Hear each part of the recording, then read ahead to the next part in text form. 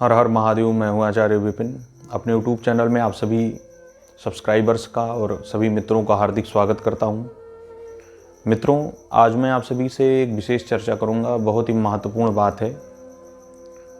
मित्रों, जो शक्तियाँ होती हैं तो ये कहाँ होती हैं? हम कुछ बोलते हैं मंत्र, तो ये कैसे आ जाती हैं, कहाँ से आ जाती हैं? बहुत सारे लोगों के मन में ये प्रश्न होता है। तो मैं आज आप सभी को इसके बारे में कुछ विशेष बात बताना चाहता हूँ कि शक्तियाँ क्या हैं, शक्तियों का स्रोत क्या है, कहाँ से आती हैं। मित्रों, प्राचीन काल में भगवान शिव ने तंत्र और मंत्र और योग इन सब की रचना की थी। भगवान शिव ने रुद्रयामल तंत्र में अनेक प्रकार की विद्याएं वर्णित किया है कि तंत्र में किस तरीके से गुरु के मार्गदर्शन के द्वारा साधकों को सिद्धियां प्राप्त होती हैं। और हमारे शरीर में, हमारे शरीर का जो विज्ञान है, जो हमारी निजी शक्तियां हैं, उनको जगाने का जो सूत्र है वो भी भगवान शिव ने दिया है। और बहुत सारे ऐसे रास्ते बताए हैं जिनके द्वारा उन सूत्रों को पकड़ करके और अपने लक्ष्य को प्राप्त किया जा सकता है, शक्तियों को प्राप्त किया जा सकता है। मित्रों, सिद्धियों की जो बात है तो सिद्धियां अनंत हैं। इतनी सिद्धियां हैं। मुख्य रूप से अष्ट सिद्धियों के बारे में तो वर्णन मिलता है, लेकिन उससे कहीं अधिक मनुष्य की क्षमता होती है। बस कर्म करने का दृढ़ निश्चय मनुष्य के अंदर होना चाहिए कि हम सिर्फ करते जाएंगे, मेहनत करते जाइए, तो आपको सफलता अवश्य मिलेगी। 100 में 100% मिलेगी। सफलता का जो मुख्य स्रोत है, जो मुख्य कारण होता है, वह होता है मेहनत।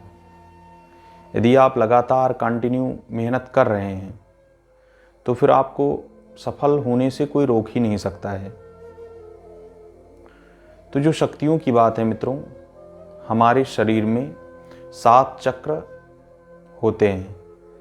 पहला है मूलाधार चक्र, उसके ऊपर होता है स्वाधिष्ठान चक्र, और उसके ऊपर होता है मणिपूरक चक्र, उसके बाद होता है अनाहत चक्र, उसके बाद होता है विशुद्धाक्षी चक्र, और होता है आज्ञा चक्र, और ये होता है सहस्रार। इस तरीके से हमारे शरीर में जो चक्र हैं, इनको एक्टिवेट कर लिया जाए यदि पूर्ण रूप से, और इनका विज्ञान अगर हमें पूर्ण रूप से समझ में आ जाए, तो फिर आपके लिए कुछ भी असंभव नहीं है। किसी के लिए भी कुछ भी असंभव नहीं है। और ऐसा नहीं है कि किसी एक व्यक्ति में ही ये चक्र विद्यमान है या किसी एक व्यक्ति में ही ये शक्तियां विद्यमान हैं।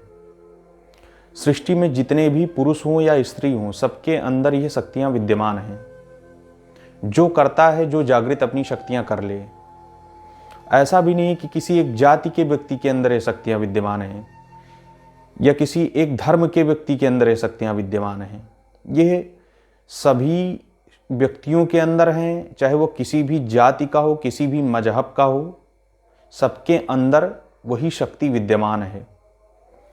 बस आपको उस सूत्र के ज्ञान गुरु के द्वारा आपको प्राप्त हो जाए, उस सूत्र का ज्ञान आपको गुरु के द्वारा प्राप्त हो जाए, यह बहुत बड़ी बात होती है। और गुरु जैसे ही वो सूत्र आपको दे देता है, बस आप तत्काल उस लक्ष्य को प्राप्त कर लेते हैं अपने मेहनत के द्वारा। मित्रों, सिर्फ मान लीजिए गुरु आपको दे भी देता है तो भी आपको मेहनत ही करना पड़ता है, करना आपको ही पड़ता है। गुरु सिर्फ आपको बता सकता है कि इस मार्ग से ऐसे चलना है और ये रास्ता इतनी जगह पर जा कर के मुड़ रहा है, दाहिने बाएं जाता है जैसे भी, लेकिन जाना आपको ही है, चलना आपको पड़ेगा। इस तरीके से समझिए कि मेहनत आपको करनी पड़ेगी। ये बहुत महत्वपूर्ण होता है। और मनुष्य के अंदर बहुत सारी शक्तियां हैं जिनका कोई था नहीं है, अथाह सागर के समान उसकी क्षमता है प्रत्येक मनुष्य की। लेकिन इंसान अपने इस दुर्लभ शरीर को और दुर्लभ शक्तियों को यूं ही गंवा देता है और लास्ट में उसे क्या हासिल होता है? कुछ भी नहीं हासिल कर पाता है। लास्ट में उसे सिर्फ और सिर्फ पश्चाताप हाथ लगता है। इसलिए सब कुछ करिए, अच्छा धन अर्जित करिए, अच्छा घर बनाइए, अच्छे से रहिए, अच्छे कपड़े पहनिए, साफ सुथरा रहें, सब कुछ करिए, लेकिन उसके साथ में अध्यात्म को अवश्य जोड़े रखिए। आज जो अध्यात्म की किरण जो मनुष्यों के अंदर है, ये किसकी देन है? ये भगवान शिव की देन है। और उन्होंने ही अगस्त्य मुनि को भेजा था, जिससे उन्होंने सबके मन में अध्यात्म की जो लौ थी, जो दीपक था, उसको जलाया था। और वो आज भी उन्हीं के द्वारा जो परोपकार किया गया था, वो आज भी लोगों के अंदर देखने को प्राप्त होता है कि लोगों के अंदर आज भी अध्यात्म का जो कुछ न कुछ अंश लोगों के अंदर विद्यमान है भारत में।